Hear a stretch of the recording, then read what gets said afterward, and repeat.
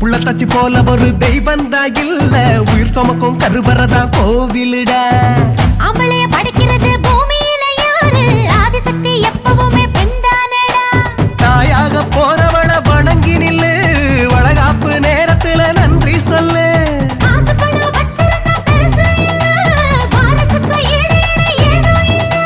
தாய் வீட்டுக்கு இவ போக போறா, திரும்பி வரணும் 2 பேரா.